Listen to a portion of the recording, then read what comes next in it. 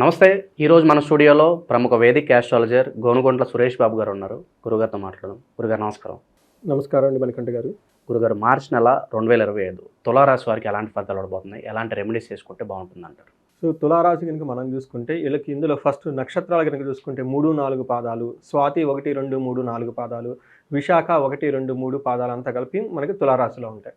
పేరు బలం కనుక మనం బట్టి చూసుకుంటే ఇందులో రా, రీ, రు, రే, రో, తా, తీ, తూ, తే ఈ అక్షరాలు లేదంటే మోరార్లెస్ ఇదే సౌండ్తో వాళ్ళ కనుక ఫస్ట్ అందరికి పిలిచే కామన్ పేరులో కనుక ఈ అక్షరాలు ఉన్న వాళ్ళది తులారాశి అవుతుందండి. ఈ యొక్క రాశి వాళ్ళకి గ్రహస్థితిని కనుక బట్టి మనం చూసుకుంటే సూర్యుడు కనుక వీళ్ళకి మీనరాశిలో ఉన్నారంటే బుధు శుక్రుడు కూడా రాహుతో కలిపి ఆల్రెడీ వీళ్ళకి వాళ్ళకి మీనరాశిలోనే ఉన్నారండి. ప్లస్ వీళ్ళకి మోస్ట్ ఇంపార్టెంట్ కుజుడు కూడా మిథున రాశిలో ఉన్నారండి. ఈ యొక్క గ్రహస్థితిని బట్టి కనుక మనం చూసుకుంటే తులారాశి వాళ్ళకి ఎలా ఉంటుందంటే వీళ్ళకి ఆ పేరులోనే తులా ఉన్నట్లు బ్యాలెన్సింగ్గా ఉంటుందండి. అంత పెద్ద ఇబ్బంది పెట్టే పరిస్థితి ఏమి ఉండదు. అలా అని కొంచెం విపరీతంగా గ్రోత్ ఉండే అవకాశం, కొన్ని గుడ్ రిజల్ట్స్, కొన్ని బ్యాడ్ రిజల్ట్స్ అనుకోవచ్చు. బట్ ఏది కూడా వాళ్ళ ఎక్స్పీరియన్స్ ఒక తటస్థంగా నార్మల్గా ఉంటుంది. మంచి చెడు అనేది ఏం లేదు. చెడు జరగాల్సిన పనులు చెడు జరగవు, మంచి చేయాల్సిన కూడా మంచి జరగట్లేదు. అందుకని ఒక తటస్థంగా ఉండే అవకాశం చాలా ఎక్కువగా ఉందన్నమాట. వీళ్ళకి సూర్యుడు మారకముందు ఏమంటారంటే మనోరుజం. యాక్చువల్ అప్పటిదాకా వాళ్ళు ఏమైనా దుఃఖం పడే పరిస్థితులు ఉంటే వాటి నుంచి ఉపశమనం వస్తుంది. అంతేకాకుండా సూర్యుడు మారిన తర్వాత ఏముంటుందంటే వీళ్ళకి శత్రువులు అంతకుముందే ఎవరైనా కనుక ఉండి వెళ్ళిపోయి ఇబ్బంది పెట్టే పరిస్థితులు ఏమైనా ఉంటే అట్లాంటి వాళ్ళ యొక్క శత్రుత్వం కంటిన్యూ అయ్యే అవకాశం ఎక్కువగా ఉంటుంది. అంతేకాకుండా వీళ్ళకి హెల్త్ పరంగా బాగుంటారు. అట్లానే కొన్ని విషయాలు వీళ్ళకి రావాల్సిన సక్సెస్ రాకుండా కొంచెం దూరం అయ్యే అవకాశం ఎక్కువగా ఉంటుంది.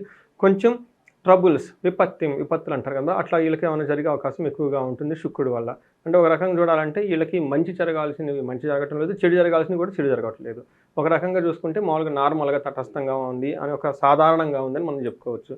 మనకి వీళ్ళకి సూర్యుడు 6వ ఇంట్లో ఉండటం వల్ల యాక్చువల్గా పొజిషన్ అయితే చాలా మంచిది. కానీ విపరీత వేద ఉండటం వల్ల వీళ్ళు ఈ గ్రహం ఇవ్వాల్సిన మంచి పనులు చేయలేకపోతూ ఉంటుంది అనమాట. అంతేకాకుండా వీళ్ళకి 12th హౌస్లో చూడటం వల్ల ఓవరాల్గా ఎలా ఉంటుందంటే 6వ ఇంట్లో కనుక సూర్యుడు ఉండటం వల్ల ఏమవుతుందంటే దేహో ఆరోగ్యం సంతోషం వస్త్రలాభధన కృతు యత్న కార్యార్థ సాధనం సుసౌఖ్యధీన్ అంటే ఏదైనా కనుక పని చేస్తే అందులో ఆ కార్యం సక్సెస్ అయ్యి మంచి విజయం వస్తుంది. అయితే ఈ విజయం ఎంత ఉంటుందంటే చాలా స్వల్పంగా ఉంటుంది. అంతేకాకుండా సంతోషంగా ఉంటారు, ఆరోగ్యంగా ఉంటారు.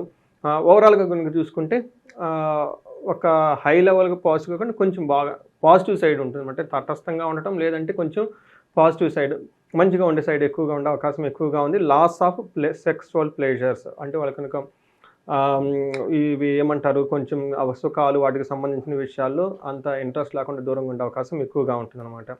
తర్వాత కుజుడు వీళ్ళకి మళ్ళీ అంత యోగ్యతనివ్వట్లేదండి. వీళ్ళున్న పొజిషన్ కూడాను వీళ్ళకి మనకి ఏం చెప్తారంటే ఇవి కూడాను కుజుడు తను ఇవ్వాల్సిన నెగిటివ్ రిజల్ట్ ఇవ్వకుండా ఒక సాధారణమైన రిజల్ట్స్ ఇచ్చే సందర్భంగా ఉంది ఈరోజు గ్రహస్థితి కనుక మనం చూసుకుంటే. అందులో ఫస్ట్ ఆశ ఏమంటారంటారండి, అశనాచ ధనశూన్యం శోషణం దేహపీడనం స్థాననాశనం విరోధం చ నవమస్తే ధారాసుతే. 9వ ఇంట్లో కనుక కుజుడు ఉంటే ఏమవుతుంది అంటే వీళ్ళకి కొన్నిసార్లు అన్న వస్త్రాలకు సైతం కటకట్లాడే అవకాశం ఎక్కువగా ఉంటుంది. ఎక్కడికో పని మీద బయటకు వెళ్ళిపోతారు. కొన్ని సందర్భాలు తినడానికి భోజనం దొరకకుండా ఇబ్బంది పడే అవకాశం ఎక్కువగా ఉంటుంది. ఎండిపోయినట్టు ఉండే అవకాశం ఎక్కువగా ఉంటుంది. స్థాన భ్రష్టత్వం అంటే ఉన్న పొజిషన్లో కొంచెం వీళ్ళకి ఇబ్బందులు ఉండే అవకాశం ఎక్కువగా ఉంటుంది ప్రొఫెషనల్ మ్యాటర్స్లో. బట్ ఇంకొక విషయం వీళ్ళు చాలా కేర్ఫుల్గా ఉండాలంటే ఓవర్ ఎక్స్పెండిచర్, ఖర్చు విపరీతంగా చేసేస్తారు. అంటే ₹10 ఖర్చు పెట్టాల్సిన చోట ₹15, ₹20 ఖర్చు పెట్టేస్తూ ఉంటారు. తర్వాత రిగ్రెట్ అవుతారు, అయ్యో ఎంత ఖర్చు పెట్టామే అనవసరంగా, ఏంటి ఇంత అసలు అవసరమా, అసలు ఈ ఖర్చు అంతా అసలు మనకి అవసరమా అని ఒక ఆలోచించుకున్న తర్వాత బాధపడే విషయం ఎక్కువగా ఉంటుంది. అదేవిధంగా వీళ్ళకి శుక్రుడు కూడానండి 6వ ఇంట్లో ఉండటం వల్ల అది అంత అనుకూలమైన పొజిషన్ కాదు. కానీ వీళ్ళు 12th హౌస్ చూడటం వల్ల ఏమవుతుందంటే మిక్స్డ్ రిజల్ట్ అని మనం చెప్పుకోవాలి. మనకి శుక్రుడు 6వ ఇంట్లో ఉండటం వల్ల ఎలాంటి పరిస్థితులు ఉంటాయంటే విరోధ శత్రు పీడాం జ్ఞాతీంచ విరోధ ఆయాసో ధారా పుత్ర ద్వైషే షష్టమే భృగునందనం అని చెప్తారు. అంటే విరోధం ఉంటుందంట. తర్వాత శత్రువుల నుంచి కొంచెం ఇబ్బందులు వచ్చే అవకాశం ఎక్కువగా ఉండి జ్ఞాతీనాంచ విరోధ భార్యతో కూడా గొడవలే అవకాశం ఎక్కువగా ఉంటుంది. అంతేకాకుండా ఆయాసో అంటే అవమానం గురవటము, అనవసరమైన వ్యధ ప్రయాణాలు చేయటము, ఆయాసంకరమైన సిచ్యువేషన్ వచ్చే అవకాశం ఎక్కువగా ఉంటుంది. కొంచెం ఇలా విషయంలో జాగ్రత్తగా ఉండాలి. అయితే 12th హౌస్లో దృష్టి ఉండటం వల్ల వీళ్ళకి ఏమంటారంటే అండి, romance related matters, sexual pleasures కానివ్వండి, స్పౌస్, తర్వాత ఆస్పీషియస్ ఎక్స్పెండిచర్, ఓకే, ఖర్చులు, పుణ్య కార్యాల గురించి ఖర్చులు ఎక్కువ పెట్టే అవకాశం ఎక్కువగా ఉంది. ఒక రకంగా మనం చూసుకుంటే ఈ రాశి వాళ్ళు కొంచెం ఖర్చులు విపరీతంగా పెట్టే అవకాశం ఎక్కువగా ఉంది. ఇది కొంచెం ఆలోచించుకొని డబ్బు విషయంలో చాలా జాగ్రత్తగా ఉండాలి. మిగతా విషయాల్లో నార్మల్గా ఉంది. గురుగారు, ఇంకా ఈ రాశిలో ఏ నక్షత్రాల వాళ్ళకి ఎలా ఉండబోతుంది? మనకి చిత్తా, స్వాతి, విశాఖ 3 నక్షత్రాలు ఇందులో ఉంటాయండి. చిత్తా నక్షత్రం కనుక చూసుకుంటే వీళ్ళకి ధన ప్రాప్తి, ధనం చాలా బాగుంటుంది.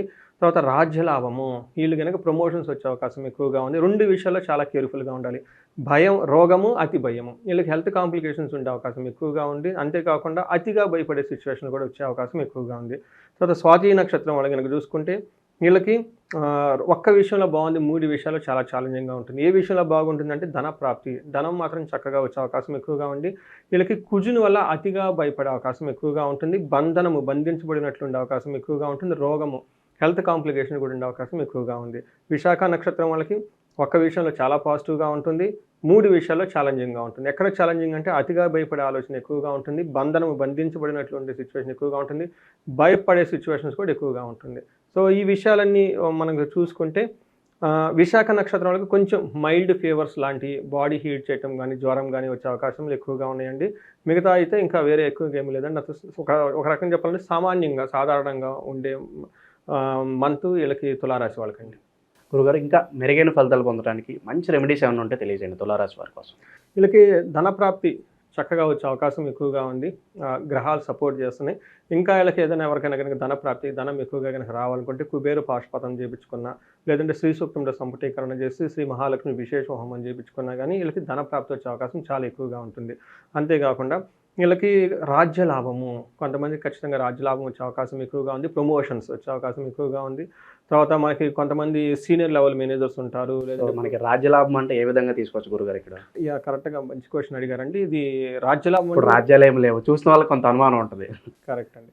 అంటే రాజ్యలక్ష్మి అంటారండి. రాజ్యలక్ష్మి ఎలా వస్తుందంటే రెస్పాన్సిబిలిటీ తీసుకుంటే రాజ్యలక్ష్మి వస్తుందండి. సో ఎవరికైతే రెస్పాన్సిబిలిటీ తీసుకుంటారో వాళ్ళకి రాజ్యాధికారం ఆటోమేటిక్గా వస్తుంది. రాజు ఏం చేయాలంటే అండి, ప్రజల యొక్క క్షేమానికి మనం వర్క్ చేయాలి. పొలిటీషియన్లు అట్లానే ఒక మేనేజర్ ఏం చేయాలి, వాళ్ళ ఎంప్లాయీస్ గురించి ఒక రెస్పాన్సిబిలిటీ, కంపెనీకి వాళ్ళ ఉండే టార్గెట్స్, అచీవ్మెంట్స్, ఆబ్జెక్షన్ చేయడానికి ఇంకొక ఇలా ఎక్కువ రెస్పాన్సిబిలిటీస్ ఎవరైతే తీసుకుంటారో వాళ్ళకి అధికారం కూడా ఎక్కువ వస్తుందండి. అథారిటీ అండ్ రెస్పాన్సిబిలిటీ అని సైడ్ బై సైడ్ అంటారు. మనం ఎంబీఏలో చదువుకుంటాం కదా. లీడర్షిప్ స్కిల్ ఉంటేనే ఎవరికైనా ఆ పవర్ కానీ, ఆ వాల్యూ కానీ ఉంటుంది వాళ్ళకి. కొంతమంది ఏమవుతుందంటే పొజిషన్ ఉంటుంది, పవర్ ఉండాలి, వేరే వాళ్ళు చేస్తుంటారు వాళ్ళ కింద. కొంతమంది విపరీతంగా కింద హార్డ్ వర్క్ చేసి చక్కగా ఉంటుంది, కానీ వాళ్ళు ఎప్పుడు మేనేజర్ కాలేరండి. ఎప్పుడు ఒక లీడర్ నాయకత్వ లక్షణాలు వాళ్ళకు. అలాంటి వాళ్ళకి సంబంధించి అమ్మవారి యొక్క కృపా కటాక్షణకు చాలా అవసరం. ఎవరైనా కనుక ఉంటే ఈ వీడియో చూస్తుంటే వీళ్ళకు రాజశ్యామల హోమం కనుక చేయించుకుంటే చక్కగా వాళ్ళకున్న విశేష అధికారం వస్తుంది. ఆ అధికారంతో పాటు గ్రేటర్ రెస్పాన్సిబిలిటీతో పాటు వచ్చేసి వీళ్ళ మాట అందరూ వింటారండి. ఒక సిచ్యువేషన్ వచ్చేటప్పటికి ఏమవుతుందంటేనండి, మనం అక్కడ ఉండవండి, మన మాట వాళ్ళకి ఇన్ఫ్లుయెన్స్ అయ్యి వాళ్ళు వర్క్ చేయగలగాలి. అంటే నా ఆలోచన మనం చెప్తే వాళ్ళు అర్థం చేసుకోవటం, కంపెనీ వాళ్ళంతా డెలివరీ చేస్తారు, వర్క్ అయిపోతుంది కదండి, ఆ వర్క్ మళ్ళీ ఆబ్జెక్టివ్స్ కంపెనీకి మనిషి అక్కడ దగ్గర నుంచి చేయించాల్సిన అవసరం లేదండి. అదిగే కదండి మనకి రాజశ్యామల చేయాలి. సో మనం మాట్లాడిన మాట, మనం రాసిన స్క్రిప్ట్, తర్వాత మన యొక్క విజన్ ఎదుటి వాళ్ళు అర్థం చేసుకోగలగన ఒక శక్తి కలుగుతుందంటే రాజ్యలక్ష్మి. సో అందుకని రాజశ్యామల హోమం చేసుకున్నది చాలా బాగుంటుంది. వీళ్ళకి బంధనము, రోగము, బుధుడు వల్ల, శుక్రుడు వల్ల వచ్చే అవకాశం ఎక్కువ. వీళ్ళు ఏం చేయాలంటే అండి, లక్ష్మీ వెంకటేశ్వర స్వామిని తర్వాత గుళ్ళకి వెళ్ళటం, విజిట్ చేయటం, తర్వాత లక్ష్మీకి సంబంధించిన స్తోత్రాలు, మంత్రాలు చదువుకోవటం, ఇవి కనుక చేస్తూ ఉంటే చాలా బాగుంటుందండి. తులసి చెట్టుకి నెయ్యితో కనుక పూజ చేస్తే, లేదంటే తులసి చెట్టు దగ్గర దీపారాధన చేస్తే నెయ్యితో, వీళ్ళకి రోగం కానివ్వండి, తర్వాత ఈ బంధించబడిన ఉండే సిచ్యువేషన్ నుంచి బయటపడే అవకాశం ఎక్కువగా ఉంటుంది. విష్ణు ఆలయాలు ఎక్కువగా వీళ్ళు విజిట్ చేస్తే ఇంకా చాలా బాగుంటుంది. మనకి హైదరాబాద్లో ఎవరైనా కనుక ఉంటే బెంగళూరు నేషనల్ హైవేలో పెంచర్ల అని ఉంటుంది, ఒక 30 కిలోమీటర్ దూరంలో. అక్కడ వీళ్ళు విజిట్ చేస్తే అక్కడ అనంత పద్మనాభ స్వామి టెంపుల్ ఉంటుందండి. ఆ టెంపుల్ని కనుక విజిట్ చేస్తే వీళ్ళకి 2 ఉంటుందండి. ఒకటి రోగం నుంచి బయటపడే అవకాశం ఎక్కువగా ఉంటుంది, వీళ్ళకి బంధించబడినటువంటి సిచ్యువేషన్ నుంచి కూడా బయటపడే అవకాశం ఎక్కువగా ఉంటుందండి. సో మార్చి నెలలో తులారాశి వాళ్ళకి ఓవరాల్గా ఎలాంటి రిజల్ట్స్ ఉంటాయి, ఎలాంటి రెమెడీస్ చేసుకోవాలి, మీ మాటల్లో చాలా అద్భుతంగా వివరించారు గురుగారు. ధన్యవాదాలు. ధన్యవాదాలండి.